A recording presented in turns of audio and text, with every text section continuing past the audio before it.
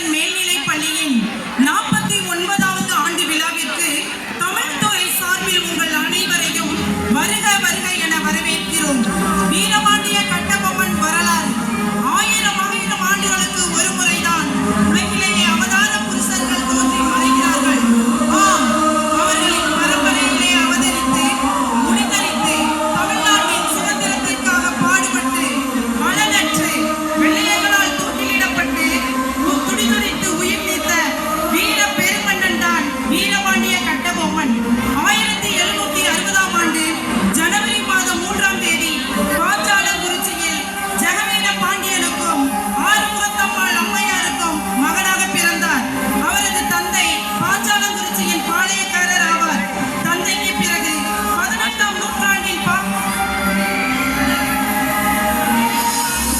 இந்நிலையில்தான் பிரிட்டிஷ் அரசாங்கம் தமிழகத்தில் வரி வசூலிக்கும் திட்டத்தை அமலாக்கியது. இதன் விளைவாக பிரிட்டிஷ்காரர்கள் நவாபை இதன் கடற்கொலையில் சிக்க வைத்தனர்.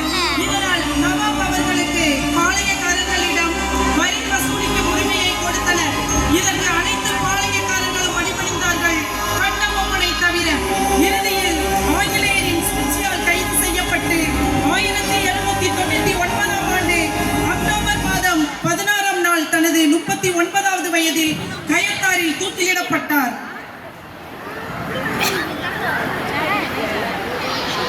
காட்சி 1.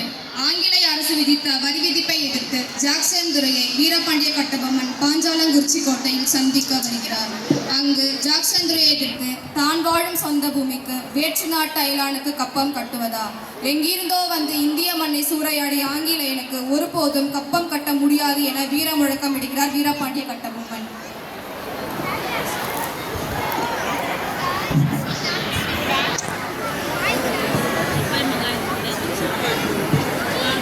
சார், கட்டபொம்மன் வருகிறான். அப்படியா? அவனுக்கு நாற்காலியை கொடுக்க கூடாது. எல்லாவற்றையும் அப்புறப்படுத்துங்கள். எல்லோரும் ஓடி ஒளிந்து கொள்ளுங்கள்.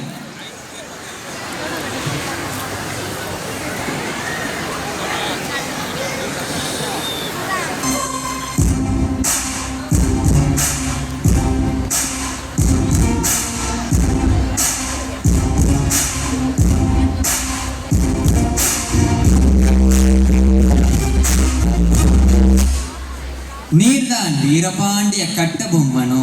நீர்தான் ஜாக்சன் துரை என்பவனோ? தேங்க்ஸ். ஏது வெகு தூரம் வந்து விட்டீர்? நட்பு விரும்பி அழைத்ததாக அறிகிறேன். அதையே விரும்பி நானும் வந்துள்ளேன்.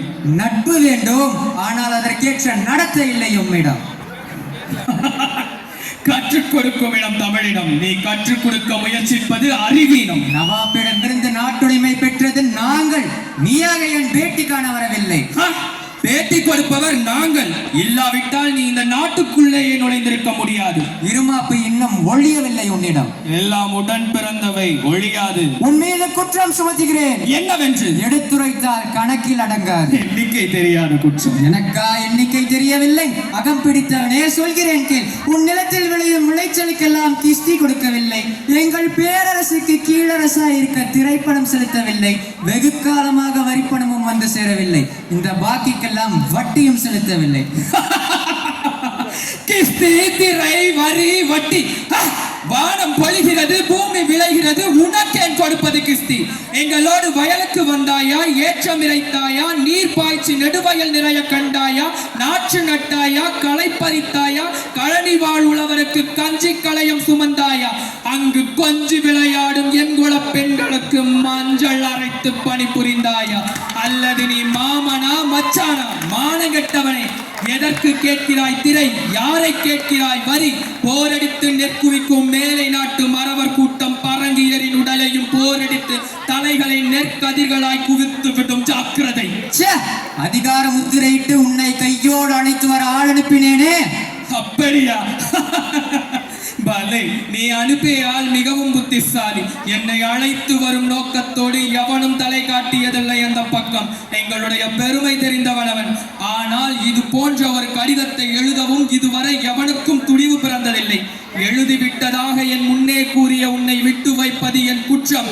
துடிக்கிறது மீசை.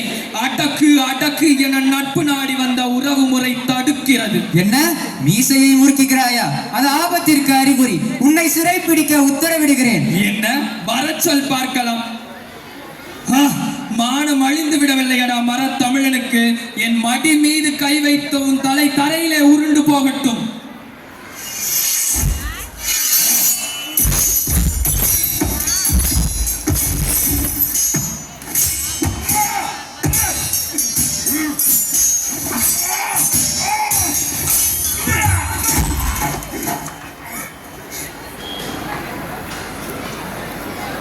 காட்சி 2.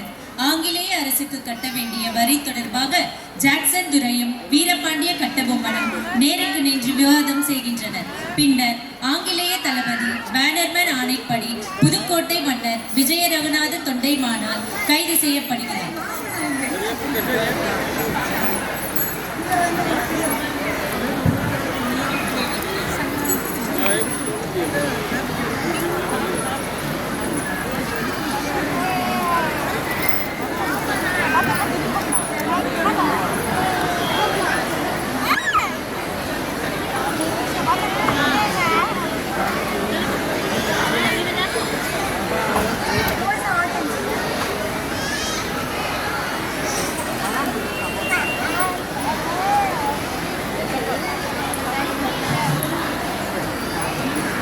கட்டபொம்மன், ஏன் நிற்கிறீர்கள்? உட்காருங்கள். உயிருக்கு பயந்தவர்களே, உட்காருங்கள் உட்காருங்கள். அகம் அழியவில்லை உனக்கு. உன்னை அழித்திருந்தால் என் அகமும் அழிந்திருக்கும். அல்லது எட்டப்பனும் தொண்டைமானும் எங்களிடையே பிறவாதிருந்தாலும் உனக்காவது அகமுண்டாகாது இருந்திருக்கும். நல்லவர்களை திட்டாதே. இன்னும் ஏன் பயப்படுகிறாய்? உண்மையை கூறு, நாய்களை திட்டாதே என்று. துரை அவர்களே, நன்றி உள்ளது நாய் ஒன்றுதான், அதுவும் பெருமைதான். இருந்தாலும் இவன் யார் அதை சொல்ல? அதுவும் சரிதான். அடக்கி ஆளும் உங்களை சொல்ல அடிப்பட்ட இவனுக்கு என்ன உரிமை இருக்கிறது? ஈனச் சொல் பேசாதே, நாவை அடுத்தேறி. வாழ விரும்பினாய், வல்லவனை அழித்தாய், இனி நீ வாழ்ந்து கொள். வீரம் விளையற்ற வந்தாய், வீணரை வணங்கினாய், வேண்டுவதை வாங்கிக் கொள். கூலி கேட்டாய், கும்பிட்டாய், கோலையானாய், கூலியை பெற்றுக்கொள். ஆனால் அந்நியன் உன்னை போற்ற வேண்டும், அது உனக்கு இனிக்க வேண்டும் என்று மட்டும் எண்ணாதே. நீ காட்டி கொடுத்தாய், நான் காட்டி கொடுக்கப்பட்டேன். நாம் இருவரும் இதே மண்ணில் விளைந்தவர்கள் தான். உன்னை கேடு சூழினும் ரத்தத்தில் இனசக்தி எங்கோ ஒன்றிதான் இருக்கும். ஆதலின் நம்மிடையே என் பேச்சுக்குத்தான் இடம் உண்டு. ஏற்பது உனக்கு இழிவன்று, காரணம் உரிமை ஒன்று. ஆனால் அவனோ நேற்று வந்தான், இன்று இருப்பான், நாளை போவான் இந்த எல்லைக்கு. இலக்கணத்திற்கு உட்பட்டவன், உம்மி அளவும் நம்மோடு ஒவ்வாதவன். அவன் கத்தி பார்த்து கலங்காதே, அவன் பேச்சு கேட்டு மட்டும் வாழாதே. நான் கூறுவது உனக்கு மட்டுமல்ல, எங்களோடு சிங்கங்களாய் பிறந்து இங்கு குரங்குகளாய் கூணி நிற்கும் இதோ அத்தனை ஈனர்களுக்கும் மானமற்ற மலையலுக்கும் கூறுகிறேன். கூறுவது என்ன? காரி உமைகிறேன். நிறுத்து, போதும் உன் பேச்சு. குற்றவாளியான நீ ஏதேனும் சமாதானம் கூறி குற்றத்தை குறைத்துக் கொள்ள முடியுமா என்று பார். நாங்கள் ஒரு நாயை கொள்வதானாலும் சட்டப்படி குற்றம் காணாமல் கொள்ள மாட்டோம். We believe in the rule of law. எத்தர்கள் நல்லவர்களாக நடிக்க ஏற்பட்ட எத்தனையோ வழிகளில் இதுவும் ஒன்று. அறிவேன், ஆக போகும் முடிவை உடன் அறிவேன். ஊருக்கு பேருக்கு ஒரு நாடகத்தை நடத்தி காட்டு. நீ குற்றவாளி தானே? உன்னை கொல்ல தவறிய குற்றவாளி. எனக்கு பேச்சு வேண்டாம், நேர்மையான பதில் தேவை.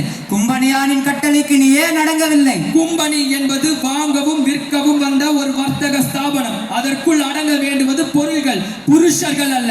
கடைசியாக நாங்கள் வாங்கி இருப்பது அரசுரிமை. அரசுரிமையை வாங்குவதோ விற்பதோ எங்களுக்கு பழக்கமில்லை. எவனாவது விற்றிருந்தால் அவனிடம் போய் கேட்டிருக்க வேண்டும் இந்த கேள்வியை நீ. அவன்தான் ஆற்காட்டு நவாப். அவன் உங்களை கேட்க சொல்கிறான். அவனையே கேட்க சொல்கிறேன் நான் என்றே. நீ அவனிடமே போய் கேள். மீண்டும் அடக்கு பேச்சு. அது என் கோபத்தை கூட்டுவதாகும். உணர்ச்சி உடையவனுக்குத்தான் கோபம் வரும். உனக்கு வருவதாக கூறுவது பொய். எடக்கு மடக்கு இருமாப்பு ஏளனம் உனக்கு மிக மிக அதிகம். எல்லாம் உடன் பிறந்தவை, அது ஒடுக்கப்பட்டவை. நடக்காது. நான் இருக்கும் வரை எக்காலமும் இறங்காது. விழிக்கும் சூரியன் இருக்கிறது, அது கூட எங்களை கேட்டுத்தான் எழும் விழும். அந்த கதையை இங்கு விடாதே அப்பனே. சூரியனே வேண்டாம் என்று ஆண் கூட அல்ல, ஒரு பெண் விரட்டி இருக்கிற கதையெல்லாம் இங்கு ஏற்கனவே ஏராளம் ஏராளம். வேறு ஏதாவது இருந்தால் கூறு. ஏனைய பாளையக்காரர்கள் எல்லோரும் பணிந்து விட்டார்கள், பலனடைகிறார்கள். நீ ஒருவன் மட்டும் பணிய மறுப்பதால் அது உனக்கு ஒரு லாபமா? எல்லோரும் பணிந்த பிறகு நான் ஒருவன் பணியாததால் அது உனக்கு ஒரு நஷ்டமா? இவன் பேச தெரிந்தவன். பேச தெரிந்தவன். வெறும் பேச்சல்ல, மானத்தை வல்லவன், வாழ் வீச தெரிந்தவன், அதனால் தான் வாழ் பிடித்து வாழ வேண்டும் என்று இல்லாதிருப்பவன். இரும்பு தலையன் என்று எனக்கு பெயர், என்னிடமே பேசுகிறாய். உருக்க வேண்டிய பொருள் அதனிடம் இரக்கம் காட்டி பேசியது தவறுதான்.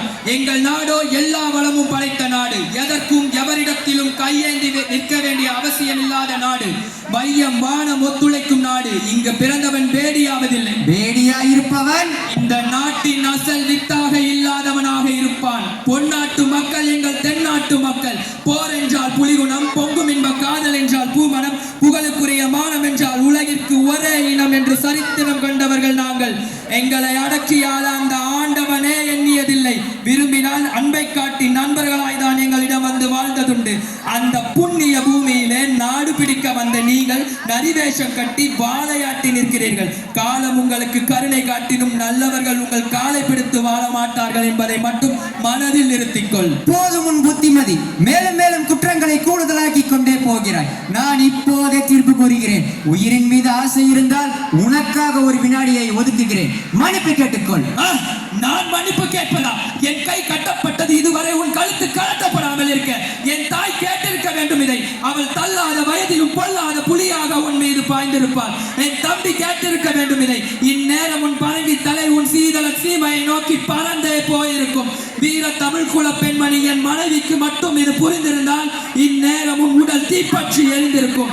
ஆனால் இன்றோ நாய்களும் பேய்களும் நயவஞ்சக பூனைகளும் வேசித்தனமும் ஆசை குணமும் கொண்ட அடிமைகளும் கூடியிருக்க நீயும் கூசாமல் கேட்டுவிட்டு இழுத்து பேசிவிட்டு ஓடான் குஞ்சு போல் உயிருடலில் ஊசலாடி நின்று கொண்டிருக்கிறார். என்ன செய்வேன்? என் நாடே இந்த இழிவு உனக்கா எனக்கா? அடே எட்டப்பா, நான் இறக்க போகிறேன். என் புகழ் இருக்கும், ஆனால் உனக்கோ ஊரே சொல்லட்டும் போ. இவனை கொண்டு போய் அந்த புளிய மரத்தில் தூக்கிலிடுங்கள்.